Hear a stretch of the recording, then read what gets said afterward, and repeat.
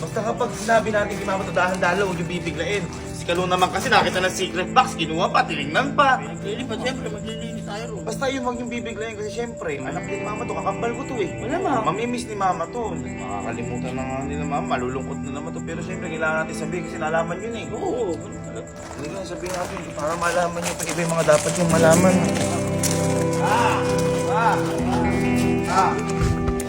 Oh, bakit ba? Mama ka lang, mama. Eh, may kunting problema eh. Ano naman problema mo? Ito kasi mga anak mo, itong mga bakit? kapatid ko, di ba nga, naglilipat kami ng mga gamit galing sa lumang bahay papunta dito. Oh, bakit? Ano naman pinagkukutot nyo doon? Eh, yun na nga, may nakita sila eh. Ano nga?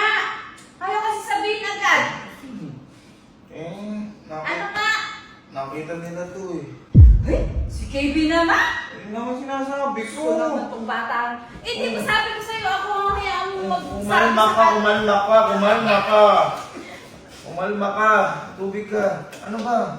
Sabi ko nga kay Kalo, huwag na pakialaman. Nakita niya nga.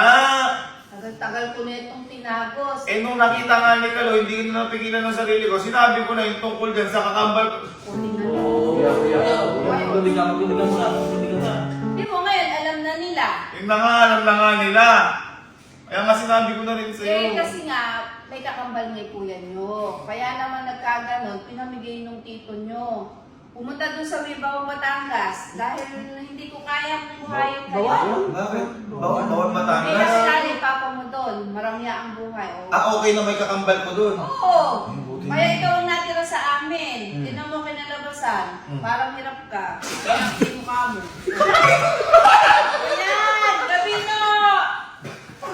Parang pinagpilian lang ako ah.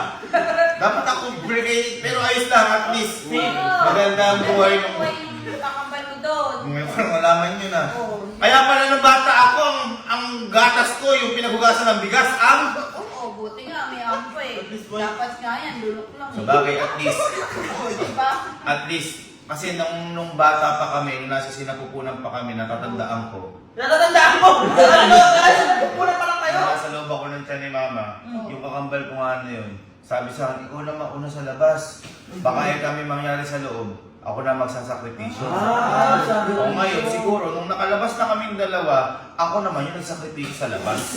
Kaya sa loob. Ganun siguro yung tadhana. Hirap na hirap yung Si Mama, push na push ang mukha ko. Diba? Ay, naman tayo. Sabi na kasi ako magpapakilala sa mga kapatid. Handa ka na ba makita? Namiss ko tuloy yung kakambal. Ganito na lang. Total, alam naman na ng mga kapatid mo. Yun na nga. Oo. Gusto ko nga sabihin sa iyo, ano gagawin natin ngayon? Total, nalaman na rin naman nilang lahat. Yung sikreto nyo ni Papa, Yan. ako, tsaka ikaw. Gusto mo gumawa ka ng paraan. Para hanapin natin. Oo. Para hanapin natin at pakilala ko yung kakambal ng kuya nyo.